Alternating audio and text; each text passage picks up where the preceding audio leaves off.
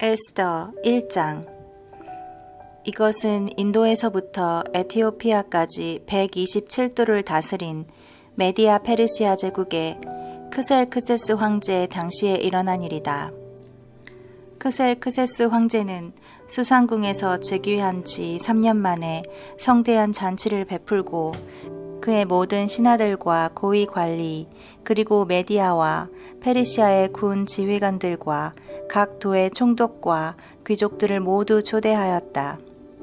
꼬박 6개월 동안 계속된 그 잔치에서 황제는 부강한 자기 제국의 화려함과 위엄을 과시하였다. 그 잔치가 끝나자 황제는 다시 수산성에 사는 모든 일반 백성을 위해 궁전 뜰에서 7일 동안 잔치를 베풀었다. 그 뜰에는 흰 휘장과 푸른 휘장이 쳐져 있었는데 그것들은 자색에 가는 뱃줄로 대리석 기둥의 은고리에 매어 있었다. 그리고 금과 은으로 만든 긴 의자들이 검고 붉고 희고 노란 갖가지 대리석이 깔린 뜰에 놓여 있었다. 황제는 황실의 술을 한없이 내놓아 모든 사람에게 모양이 각기 다른 금술잔으로 마시게 했으며 황제 관리에게 명령하여 손님들에게 술을 억지로 권하지 말고 자기들이 먹고 싶은 대로 자유롭게 마실 수 있도록 하였다. 한편 황후 와스디도 황실에 있는 여자들을 위해 잔치를 베풀었다. 잔치 마지막 날에 황제는 얼근하게 취하자 기분이 좋아 그를 시종드는 7내시 곧 무후만, 비스다, 하르보나, 빅다, 아박다, 세달, 가르가스를 불러 황후 와스디에게 면류관을 씌워 데려오라고 명령하였다. 이것은 황후가 아름다움으로 잔치에 모인 모든 사람들에게 그녀의 미모를 보이고 싶었기 때문이었다. 그러나 황후 와스디가 내시들의 말을 듣고 오기를 거절하므로 황제는 화가 나서 견딜 수 없었다. 이 당시에 황제는 법적인 문제에 대하여 전문가들에게 물어보는 것이 상례로 되어 있었다. 그래서 그는 자기 측근에 있는 법률 문제 담당 자문관들을 불렀다. 그들은 가르스나, 세달, 아드마다, 다시스, 메레스, 마르스나, 무무간이었으며 이들 7사람은 메디아 페르시아 제국에서 가장 높은 지위를 가진 사람들이었다. 황제가 그들에게 물었다. 황후 와스디는 내시들을 통해 전한 이 크셀크세스 황제의 명령에 복종하지 않았다. 이럴 경우 어떻게 하면 좋겠느냐? 법에서는 무엇이라고 규정하고 있느냐? 그러자 무무간이 대답하였다. 와스디 황후는 황제에게만 잘못한 것이 아니라 황제께서 다스리시는 각 도의 모든 귀족들과 백성들에게도 잘못하였습니다. 황후가 행한 일이 제국 안의 모든 부인들에게 알려지게 되면 그들이 자기 남편을 무시하며 크셀크세스 황제가 와스디 황후에게 오라고 명령해도 황후는 가지 않았어요 하고 대꾸할 것입니다. 오늘이라도 페르시아와 메디아의 귀부인들이 황후가 행한 일을 들으면 그들의 남편에게 그런 식으로 말하여 남편을 멸시할 것이며 남편들은 분노를 느낄 것입니다. 그러므로 황제 폐하께서 좋게 여기신다면 칙령을 내려 와스디를 다시는 황제 앞에 나타나지 못하게 하고 그것을 페르시아와 메디아의 국법으로 정하여 변경할 수 없게 하며 황후의 위를 그보다 나은 사람에게 주십시오. 황제의 칙령이 이 광대한 제국 곳곳에 발표되면 빈부 귀천을 막론하고 모든 부인들이 자기 남편을 존경할 것입니다. 황제와 그의 모든 자문관들이 이것을 좋게 여기므로 황제는 무무간의 조언에 따라 각 민족의 언어로 모든 도에 칙령을 내려 모든 남편은 가장으로서의 권위를 가지고 자기 집안을 다스리라고 하였다. 2장. 후에 크셀크세스 황제는 분노가 가라앉자 와스디가 행한 일과 자기가 내린 칙령을 곰곰이 생각하였다. 그때 황제의 자문관들이 이렇게 말하였다. 아름다운 처녀를 찾아보는 것이 어떻겠습니까? 황제 폐하께서 전국 각 도의 관리들에게 명령하여 아름다운 처녀들을 모두 수산궁으로 불러오게 하고 그들을 궁녀 담당 내시인 헤게에게 맡겨 그들의 몸을 아름답게 가꾸게 한 후에 황제께서 제일 마음에 드는 여자를 와스티 대신 황후로 삼으십시오. 황제는 이 제안을 기쁘게 받아들여 즉시 실행하도록 하였다. 그때 수산성에 모르드게라는 유다 사람이 살고 있었다. 그는 베냐민 지파의 사람으로 야일의 아들이며 시므이의 손자이고 기스의 증손이었다. 전에 바빌론의 느부갓네살 왕이 유다의 여호야긴 왕과 백성을 예루살렘에서 포로로 잡아갈 때 모르드게도 함께 잡혀갔다. 그에게는 하다사라고도 부르고 에스더라고도 하는 사촌이 있었는데 그녀는 얼굴이 곱고 몸매가 날씬한 아름다운 처녀였다. 그 부모가 죽자 모르드게는 그녀를 자기 딸처럼 키웠다. 황제의 칙령이 반포되자 많은 처녀들이 수산성에 모여들었다. 이때 에스더도 그들과 함께 황궁으로 이끌려가서 궁녀 담당 내시 헤게의 지시를 받았다. 헤게는 에스더를 좋게 보고 호의를 베풀어 즉시 그녀에게 화장품과 좋은 음식을 주었으며 황궁에서 뽑은 7 궁녀를 그녀에게 주어 시중 들게 하고 그들을 가장 좋은 별궁으로 옮겼다. 에스더는 자기가 유다 사람이라는 것을 아무에게도 말하지 않았다. 이것은 모르드게가 그렇게 말하지 말라고 단단히 일러놓았기 때문이었다. 모르드게는 날마다 후궁뜰 앞을 왔다 갔다 하며 에스더가 어떻게 지내는지 또 그녀에게 무슨 일이 일어날 것인지 알아보려고 하였다. 처녀들이 크셀크세스 황제 앞에 나아갈 때는 먼저 1년 동안 몸치장을 하였다. 6개월 동안은 모략 기름을 몸에 바르고 나머지 6개월 동안은 향품과 화장품으로 몸을 아름답게 가꾸었으며 그 기간이 끝나면 차례대로 한 사람씩 황제 앞에 나아갔다. 그리고 처녀가 후궁에서 황궁으로 갈 때는 그녀가 원하는 의복과 장식물을 얼마든지 주었다. 그 처녀는 저녁에 황제에게 갔다가 다음 날 아침에 황제의 후궁들이 사는 궁으로 돌아와 후궁 담당 넷이 사하스 가스의 통제를 받게 되며 황제가 그녀를 좋아하지 않아 다시 부르지 않으면 평생 황제 앞에 나아가지 못하고 거기서 살았다. 마침내 아비하일의 딸이며 모르드게의 사촌인 에스더가 황제 앞에 나아갈 차례가 되었다. 에스더는 궁녀 담당 넷이 헤게가 지시한 것 외에는 다른 것으로 치장하지 않았으나 그녀를 바라보는 모든 사람에게 호감을 주었다. 크셀크세스 황제의 7년 10월에 에스더가 황궁으로 들어가서 황제 앞에 나아가자 황제는 다른 여자들보다 에스더를 더욱 좋아하고 사랑하여 그녀에게 면류관을 씌우고 와스티 대신 황후로 삼았다. 그러고서 황제는 에스더를 위해 큰 잔치를 베풀어 모든 대신들과 신하들을 초대하고 그날을 임시 공휴일로 정했으며 각 도에 황제의 하사품을 보냈다. 황제가 2번째로 처녀들을 불러 모았을 때 모르드게는 정부 관리가 되어 궁궐 문 앞에 앉아 있었다. 에스더는 모르드게의 지시대로 자기가 유다 사람이라는 것을 아무에게도 말하지 않았는데 이것은 그녀가 어릴 때처럼 모르드게의 말에 순종하였기 때문이었다. 어느 날 모르드게가 궁궐 문 앞에 앉아 있을 때 문을 지키는 넷이 빅단과 데레스가 황제에게 원한을 품고 그를 살해하려고 모의하였다. 모르드게가 그것을 알고 황후 에스더에게 그 사실을 말해주자 에스더는 모르드게의 말을 황제에게 보고하였다. 그래서 황제는 일의 진상을 조사하여 그 보고가 사실임을 알고 그 2 사람을 나무에 매달아 처형시켰으며 이 모든 일은 황제가 보는 데서 궁중 일기에 기록되었다. 3장. 그 후에 크셀크세스 황제가 아각 사람 함므다다의 아들 하만의 지위를 높여 그를 국무총리로 임명하였다.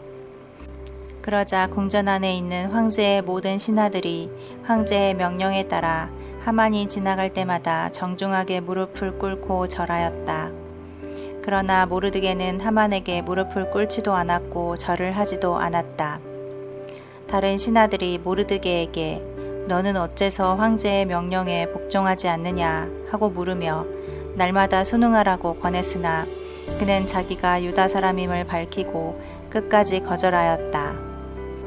그러자 그들은 모르드게가 무사할 수 있을지 보려고 그 일을 하만에게 보고하였다.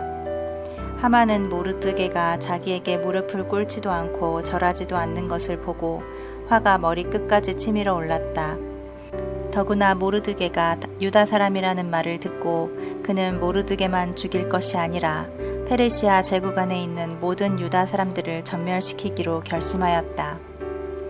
크셀크세스 황제의 12년 1월에 하만은 명령을 내려 자기 계획을 수행할 가장 좋은 때를 제비로 정하도록 했으며 그 날짜는 그해 12월 13일로 결정되었다. 그러고서 하만은 황제에게 이렇게 말하였다. 황제의 제국 안의 한 민족이 여러 도에 흩어져 살고 있는데 그들의 법은 다른 민족의 법과 달라서 황제의 법령을 지키지 않고 있습니다. 만일 그들을 이대로 내버려 둔다면 황제 폐하께 유익이 되지 못할 것입니다. 폐하께서 좋게 여기신다면 조서를 내려 그들을 모조리 죽여버리십시오. 그러면 제가 이 업무를 수행하는 사람들을 위해 은 340톤을 국고에 들여놓겠습니다. 그러자 황제는 손에서 인장반지를 뽑아 유다 사람의 원수인 아각 사람 함무다다의 아들 하만에게 주며 그 은은 내가 갖고 이 민족도 내가 좋을 대로 처리하여라 하였다.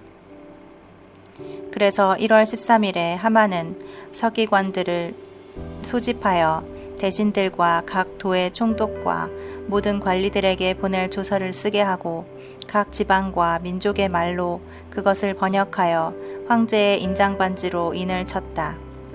그러고서 그는 전국 각처에 사람을 보내 그 조서를 공포하도록 하였다. 그 조서 내용은 12월 13일 하루 동안에 남자, 여자, 어른, 아이 할 것 없이 유다 사람을 모조리 죽이고 그들의 재산을 약탈하라는 것이었다. 그리고 그 조서 초본의 내용을 모든 전국 각 도의 법령으로 공포하여 모든 민족에게 알려서 그날을 준비하도록 하였다. 황제의 명령에 따라 그 조서는 수산성에도 공포되었다. 그때 황제와 하만은 함께 앉아 술을 마시고 있었으나 수산성은 혼란과 불안에 휩싸여 있었다. 4장 모르드게는 이 모든 일을 알고 자기 옷을 찢고 삼배 옷을 입은 다음 티끌을 머리에 뒤집어 쓰고 대성통곡하며 성 가운데를 지나 궁전 문 앞까지 가서 멈춰 섰는데 이것은 삼배 옷을 입은 사람이 궁전으로 들어갈 수가 없었기 때문이었다. 전국 각 도의 황제의 조서가 공포되자 유다 사람들이 크게 통곡하고 금식하며 울부짖었고 수많은 사람들이 삼배 옷을 입은 채 제에 뒹굴었다. 에스더의 시녀들과 내시들이 모르드게에 관한 일을 에스더에게 말하자 그녀는 크게 근심하며 모르드게에게 갈아입을 옷을 보냈으나 그는 그것을 거절하였다.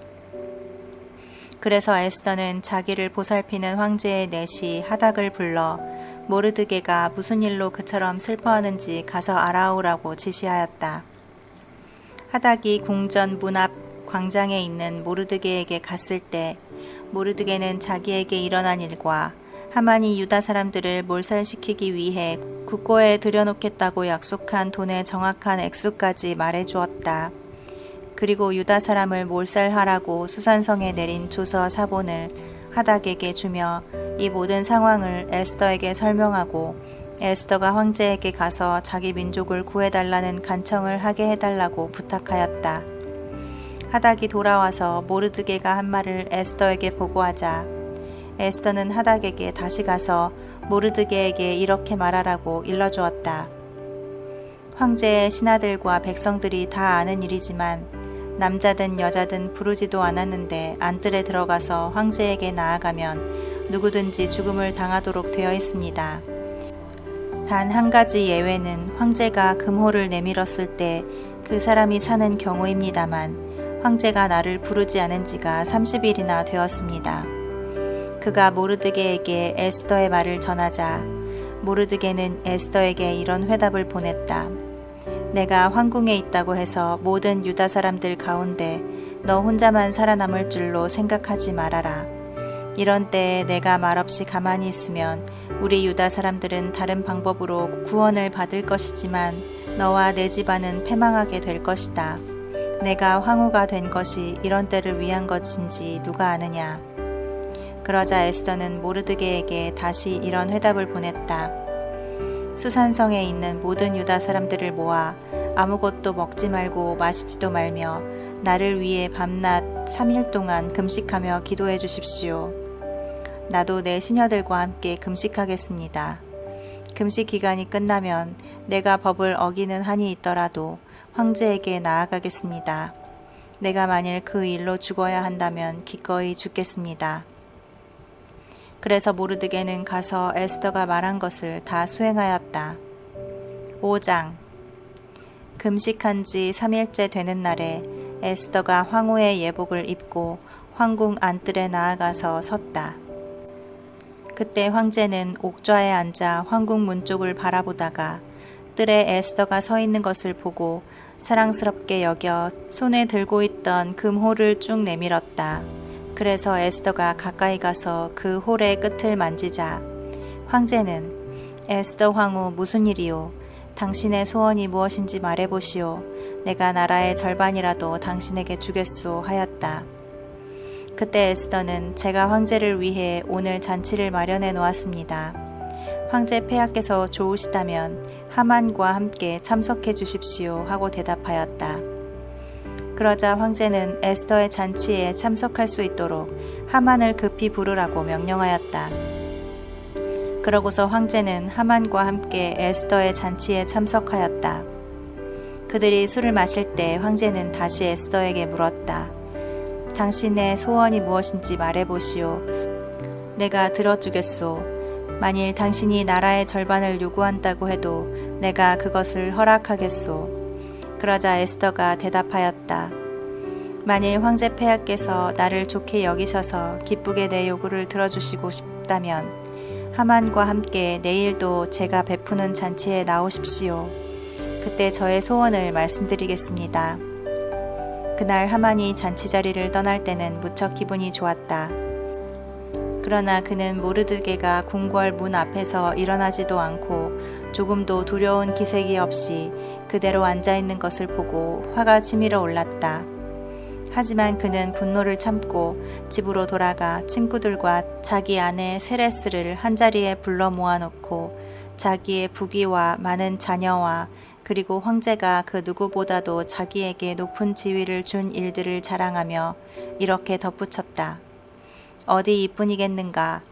에스더 황후가 베푼 잔치에 황제와 함께 초대받은 사람은 나 하나밖에 없었는데 황후는 내일도 황제와 함께 오라고 나를 초대하였다. 그러나 유다 사람 모르드게가 궁궐 문 앞에 앉아있는 것을 보는 한 이 모든 일도 만족을 주지 못하는구나. 그러자 그의 아내 세레스와 그의 모든 친구들은 약 23m 높이의 교수대를 세우고 다음 날 아침 황제에게 부탁하여 모르드게를 처형시키고 나서 황제와 함께 기쁜 마음으로 잔치에 나가라고 조언하였다. 그래서 하만은 그것을 좋게 여겨 교수대를 만들었다.